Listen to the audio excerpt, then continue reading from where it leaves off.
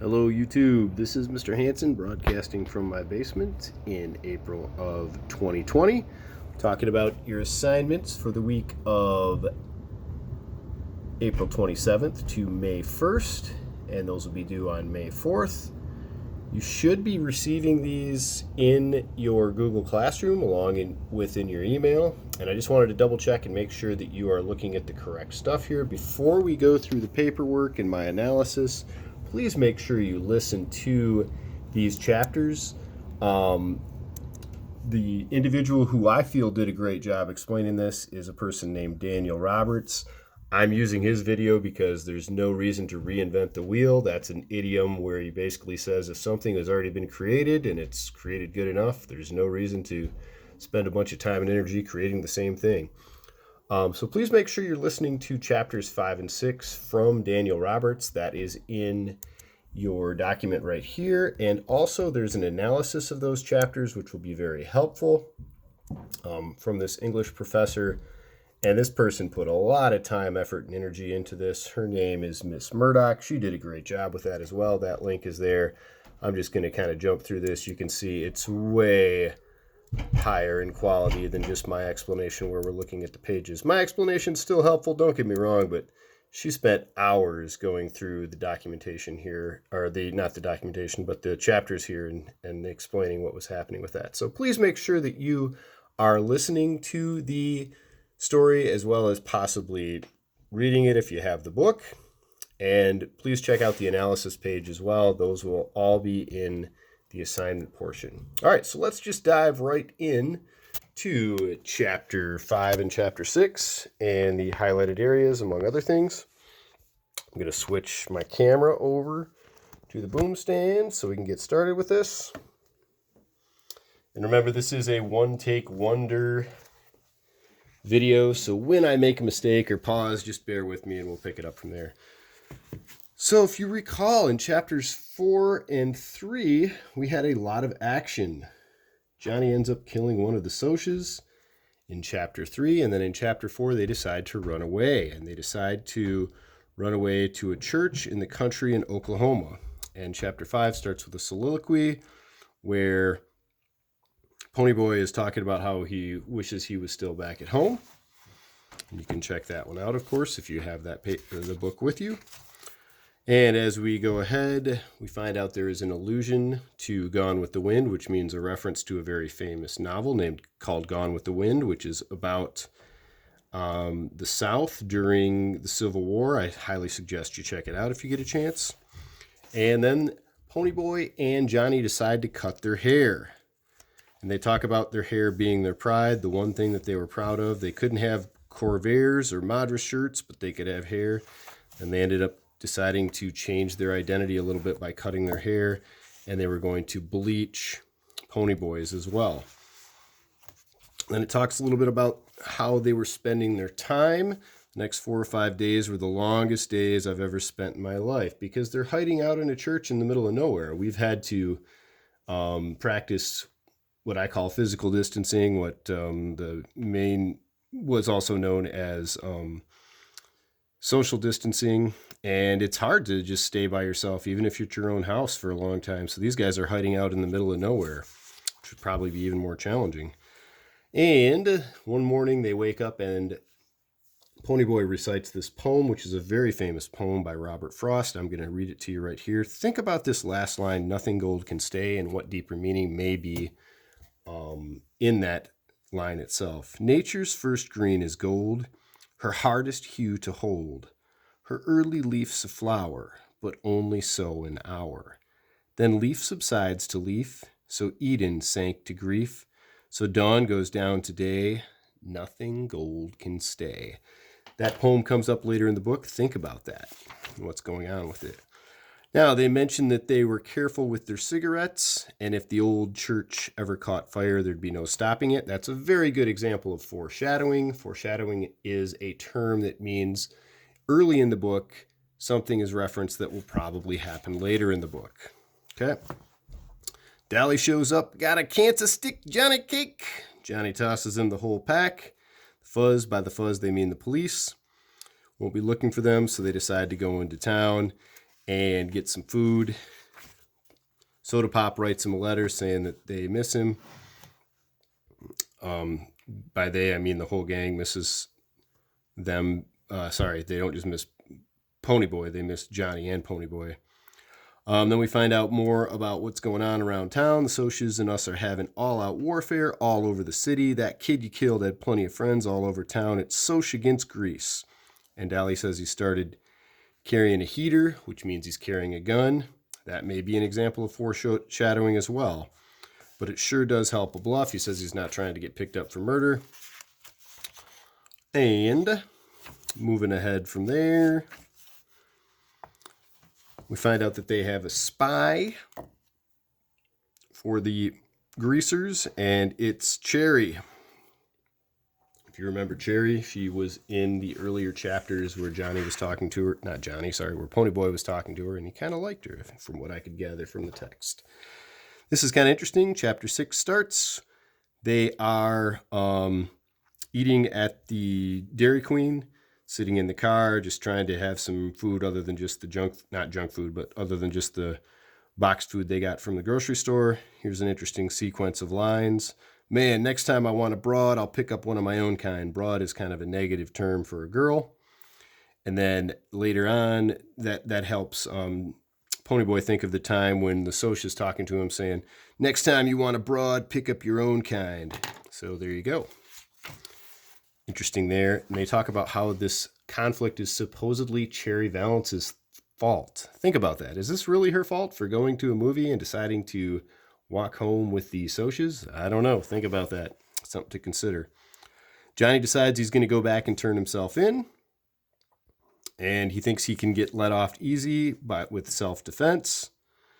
And then Johnny's concerned about whether his parents are thinking about him. Find out that his parents have not mentioned anything about it. This whole section is about how tough Dally is.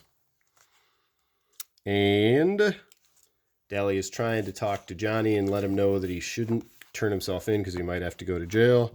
And Dally never talked like that. He never really showed that he cared about anybody, but he obviously cares about Johnny. Okay? They get back to the church, and the church was on fire. Oh, man, there would be some foreshadowing when they talked about I guess there was some foreshadowing when the cigarettes were referenced earlier. And there's a bunch of little kids having a field trip there. How? Why? That's just part of the story. Sometimes we have interesting plot twists as far as that goes. Some of the kids are missing, says the teacher. And Ponyboy is convinced that they started the fire. Okay. Johnny and Ponyboy decide to go in and save the kids. Johnny looks like he's having the time of his life. The roof starts to cave in, and it does cave in, and it hits Johnny, we find out. They're in an ambulance. Dallas had put out the fire that was on Ponyboy. Talking to the teacher. He finds out that his friend is getting plasma right now. I've talked about how I give blood platelets on a regular basis. That's something that will help your body clot blood and hopefully stop the bleeding and also hopefully rejuvenate you internally. The teacher says, are you guys professional heroes or something? He says, nah, we're greasers like hoods. And the guy's kind of taken aback by that, kind of surprised by it. And they find out that it sounded like there was gunfire at the church. There went their gun and Gone with the Wind, so they no longer have those possessions. Find more about the culture at the time. Everyone in our neighborhood, even the girls, smoked. That was just part of the culture back in the 1960s. Many, many people smoked cigarettes, and it wasn't a big deal. Now a lot of people choose not to smoke cigarettes. Now, Dari was crying. He sees his brother. He's happy to finally see his brother. We find out that his brother actually really did care about him. Here's a nice little quote here. That was his silent fear then, of losing another person he loved. So that's part of the reason why Dari had been kind of mean to Ponyboy the entire time, because he cared about him so much and he wasn't really sure how to show that he cared. And then our chapter ends, okay? I had taken the long way around, but I was finally home to stay. So We've got some pretty big events happening in chapters 5 and 6. There's the fire at the church and the children being saved by Johnny, Ponyboy, and then eventually Dally helps out as well. We find out that Ponyboy wasn't injured very much, but both Dally and Johnny were, and that Johnny is pretty much in critical condition at this point. All right, let's talk a little bit about your paperwork. Chapter 5. Please make sure you're putting in your best effort on this. Try to put in quotes when you can to support your answers, showing the text-based evidence, including the page number. Why does Johnny cut Ponyboy's hair? Why is this hard for Ponyboy? We discussed that a little bit in the earlier part of the chapter. What book do they read together? I talked about that. It's called Gone with the Wind. You could find the page number and you could reference that. And it's a very long book. If you get an opportunity, I would read that at some point in time. It's pretty cool. Why does Johnny think Dally is a hero? Do you agree with him? Please explain. By this, what they're talking about is when they are reading Gone with the Wind and Johnny calls the Southern boys gallant, much like he thinks that Dallas Winston is. Think about why he thinks they're related to each other, even though Dally is not much of a gentleman. Who comes to visit them? By who, they're talking about one person. By them, they're talking about Johnny and Ponyboy. It's pretty easy to figure out. What does Dally tell them is happening back in town? We reference that specifically where there's mention of the Socs and Greasers and what's going on there. Moving on to our second page. Who is acting as a spy for the Greasers? Why? I mentioned that in the analysis as well.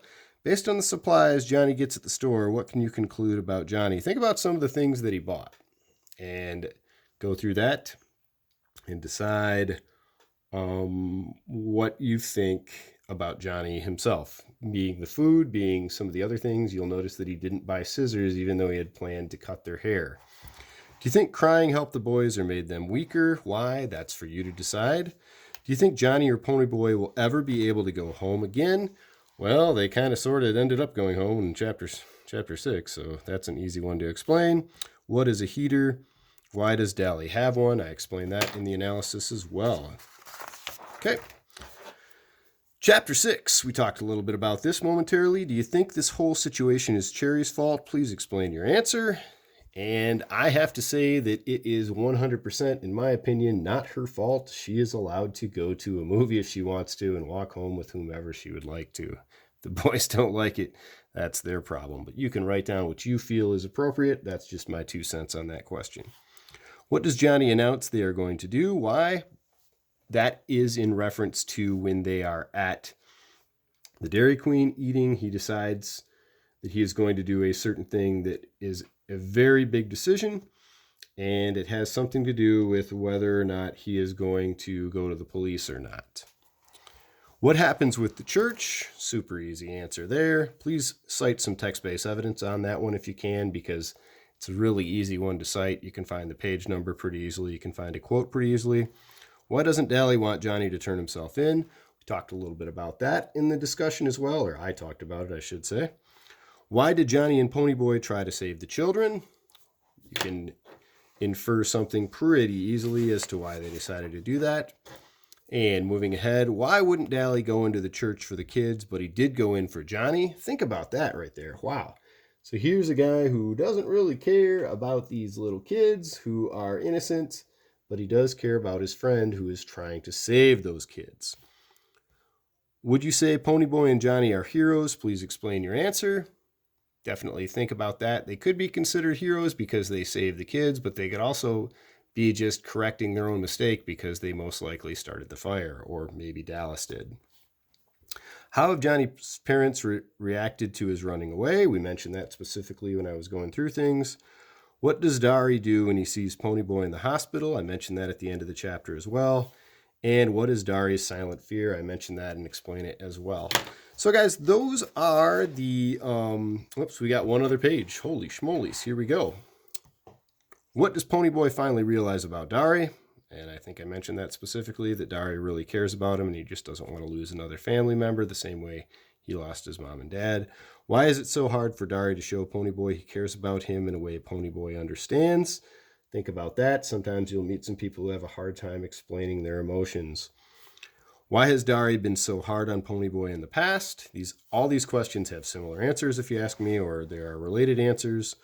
What was the boy's reaction to the people who thought they were heroes? Think about that, specifically the teacher when he mentions it in the hospital or in the ambulance, you could say. What would it be like to live, quote, on the run or in hideouts for the rest of your life? Consider that. Right now, we're kind of having to hide out a little bit, but you can still go outside pretty easily. Hopefully, you're not afraid of anybody seeing you or catching you. You can still get the supplies you want pretty easily from the store if you have access to it. But that's something to consider as well. So those are the pages, those are the paperwork pages that go along with chapters 5 and 6. I hope you have a great week. Please, again, make sure that you are checking out the video itself of the read aloud, which I believe is outstanding. I would make one myself, except that a great one already exists. That's by Daniel Roberts.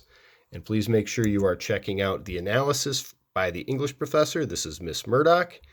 And you can see that everything right here is in our learning shell. And I have not posted this video yet, so it's not included in there.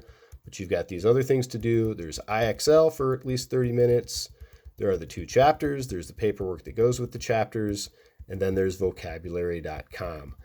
I hope you have a great week. I will be available for video conferencing on Tuesday and Thursday from 9 to 10 a.m. Please look for that link in your email. And I hope you're enjoying the story. This is one of the top 100 young adult novels of all time, and I'm really glad that we get to have it be part of 7th grade. Have a great day.